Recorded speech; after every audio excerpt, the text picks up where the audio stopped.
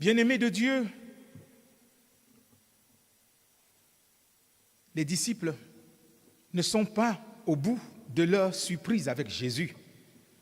Vous savez, quand on marche avec quelqu'un comme Jésus qui vient presque tout renverser selon ce qu'on peut concevoir de la vie et de la manière de faire de l'époque. Non seulement ils viennent de vivre la transfiguration, qui les a vraiment secoués et à laquelle ils ne comprennent rien, mais ils n'ont pas pu chasser l'esprit impur d'un enfant qu'on leur a présenté. C'est avec ce sentiment d'incapacité et d'échec qu'ils traversent la Galilée avec leur maître. Pour une seconde fois, il leur annonce sa mort et sa résurrection. Cette fois-ci, personne n'ose plus lui demander ce que cela veut dire, même comme ils n'y comprennent pas grand-chose. Se souviennent-ils de la réprimande dont Pierre a été l'objet lorsqu'il a réagi à la première annonce faite par Jésus un peu plus haut en Marc 8, verset 33. Toujours est-il qu'ils se gardent de l'interroger là-dessus. Ce qui ne les a pas empêchés d'engager cette discussion assez étrange et humaine sur le chemin de Capernaum. Une fois de plus, ils se taisent lorsque Jésus leur demande de savoir l'objet de cette discussion. On est en droit de s'interroger sur ce silence. Se sont-ils rendus compte de la bêtise de leur discussion, ou bien se sentent-ils coupables de la vision humaine des choses dont parlait déjà Jésus dans sa réprimande à Pierre?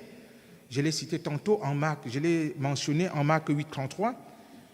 Il disait, Jésus à Pierre, « Car tu ne conçois pas les choses de Dieu, tu n'as que des pensées humaines. » Qu'est-ce qui peut justifier cette discussion de savoir qui est le plus grand parmi eux? Serait-ce une manière de prendre acte de l'annonce faite par Jésus et de se dire, maintenant que le maître va partir, il faut penser à organiser la suite de l'affaire? Autrement dit, qui sera le nouveau maître? La nature ayant horreur du vide. En tant que lecteur, avec un peu de recul, on peut peut-être comprendre l'indignation de Jésus. Effectivement, ses disciples, qui n'ont rien compris, ne conçoivent évidemment pas les choses comme lui. Pour essayer de les amener à son niveau, dans sa vision des choses, il dit que celui qui veut être le premier sera le dernier de tous et le serviteur de tous. Jésus ne tente pas ici de donner un conseil ou une leçon sur l'humilité, mais il montre dans sa déclaration que la conséquence d'une volonté manifeste de se placer au-dessus des autres est l'abaissement, le déclassement. Celui-là sera le dernier et le serviteur de tous. Loin d'une exhortation, chers bien-aimés, cette parole de Jésus a les allures d'une mise en garde et d'un avertissement sur les conséquences d'une lutte de pouvoir. Comme on peut le constater, les disciples montrent par là qu'ils sont véritablement à côté de la plaque. Ils ne comprennent rien à la vision de leur maître. Reste à savoir si nous aussi, aujourd'hui, comprenons vraiment quelque chose à la grandeur selon Dieu, ce qui signifie suivre Jésus. Dietrich Bonhoeffer disait, quand Christ appelle un homme, il lui dit, viens et meurs. Pour lui, l'appel de Jésus n'est jamais un appel à l'élévation, mais un appel au service de l'autre, qui peut coûter la vie à l'appelé. Naviguer à contre-courant, dans un contexte sociétal comme le nôtre, parce qu'on obéit à Christ, peut avoir des conséquences. Venir et mourir veut aussi dire mourir en ses passions, mourir en ses pulsions de grandeur et de domination. C'est mourir en soi pour laisser pour se laisser habiter par cet homme Jésus-Christ qui, lui, a donné sa vie pour que nous ayons la vie. Chers frères et sœurs, combien parmi nous acceptent-ils de mourir pour laisser vivre Christ en eux? Nous avons l'habitude d'en parler et d'étaler cela en nous disant, oui, chrétien, c'est laisser vivre Christ. Mais dans la réalité, c'est un peu plus compliqué que ça. Parce que d'une manière ou d'une autre, nous aimons nous élever. En disant, nous le faisons humblement, mais le sens de la grandeur habite notre être humain. J'allais dire notre humanité. C'est-à-dire ce qui a d'humain en nous a tendance à s'élever au-dessus des autres, a tendance à prendre de la hauteur sur les autres, a tendance à être valorisé. Nous voulons, n'est-ce pas, être applaudis par les hommes d'une manière ou d'une autre. Je ne porte pas là un jugement de valeur, mais je décris simplement notre nature. C'est comme ça, notre nature. Mais Jésus dit, il ne doit pas en être ainsi pour ceux qui s'engagent à le suivre.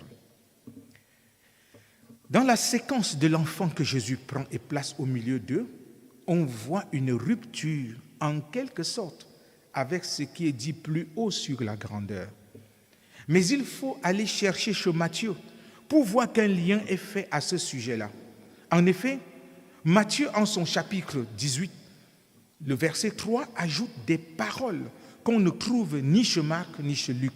Il dit, « Je vous le dis en vérité, si vous ne vous convertissez et si vous ne devenez pas comme les petits-enfants, vous n'entrerez pas dans le royaume des cieux. » Notons que le contexte de Matthieu est tout autre.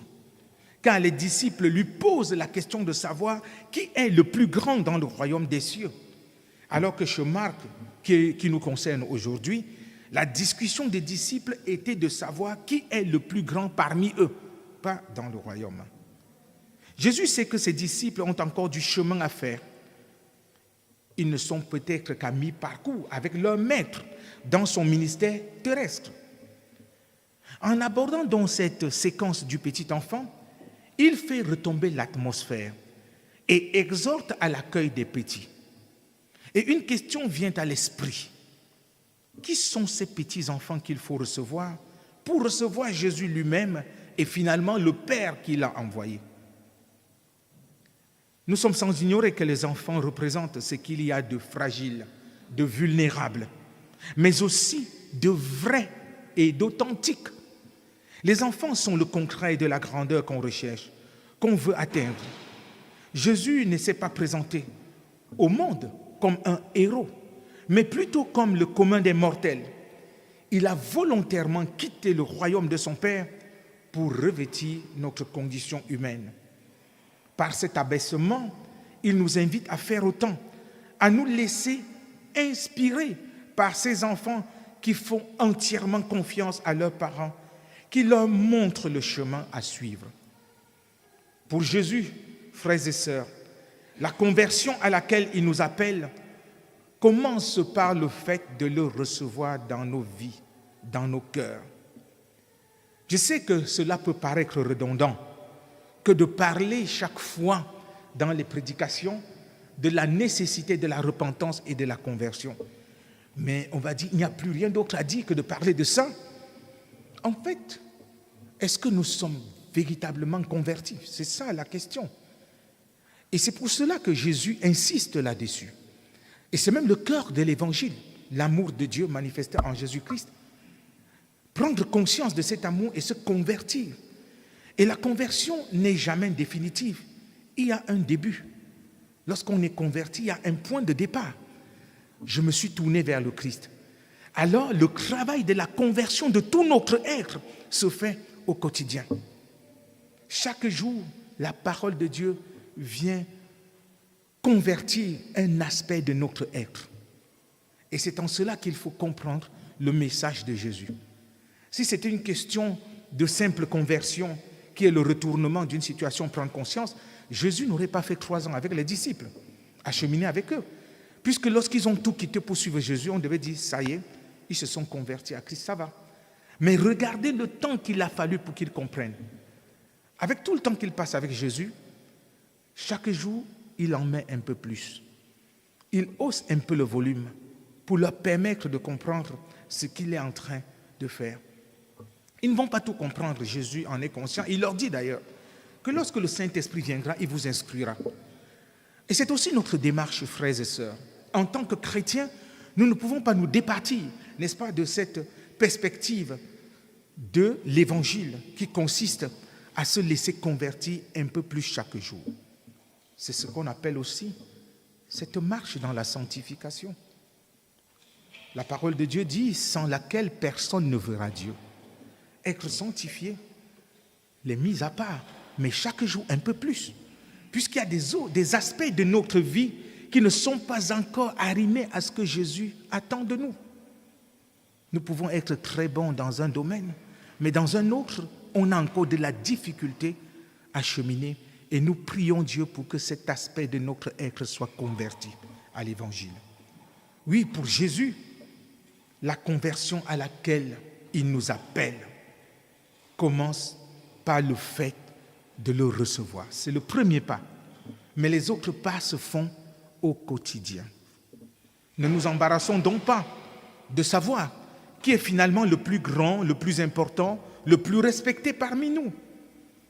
Et comme le dit l'apôtre Jacques dans son épître au chapitre 3, car là où règne la jalousie et l'esprit de rivalité, là aussi habite le désordre et toutes sortes de pratiques indignes. Au contraire, la sagesse qui vient d'en haut est en premier lieu pure. De plus, elle aime la paix. Elle est modérée et conciliante, pleine de bonté. Elle produit beaucoup de bons fruits et elle est sans parti pris et sans hypocrisie. Ceux qui travaillent à la paix sèment dans la paix une semence qui aura pour fruit ce qui est juste. Quand nous écoutons cette portion de l'Écriture, frères et sœurs, et en nous regardant dans le miroir de cette Écriture, est-ce que nous pouvons dire que toutes ces parties de notre être ont été touchées par l'Évangile de Jésus? N'y a-t-il pas des points qui méritent encore des réglages et pour lesquels nous avons besoin de Jésus? Chers bien-aimés de Dieu, assurons-nous d'avoir bien saisi ce que notre Seigneur Jésus attend de nous. Il n'appartient pas à Patrice, que je suis, de vous dire ce que Dieu attend de vous. C'est dans votre relation avec lui que vous allez comprendre. Apprenez à vivre dans cette intimité avec lui. Il va vous parler. Parfois, il y a des résistances. N'est-ce pas, lorsque l'Esprit de Dieu nous parle, on peut être résistant, mais ce n'est pas ça. On cherche des excuses, comme on en a l'habitude. Mais ici, le Seigneur est en train de nous interpeller. Est-ce que nous le saisissons très bien? En cela, je vais terminer cette prédication en vous laissant avec deux questions. Quelle place, la première, quelle place Jésus occupe-t-il dans votre vie? Réfléchissez-y. La deuxième question, suis-je en train d'accomplir la mission qu'il m'a confiée? Si oui, comment? Posez-vous cette question. Quelle mission Jésus vous a confiée? Est-ce que vous êtes en train de l'accomplir? Si oui, comment? Alors qu'il bénisse en nous l'écoute de sa parole. Amen.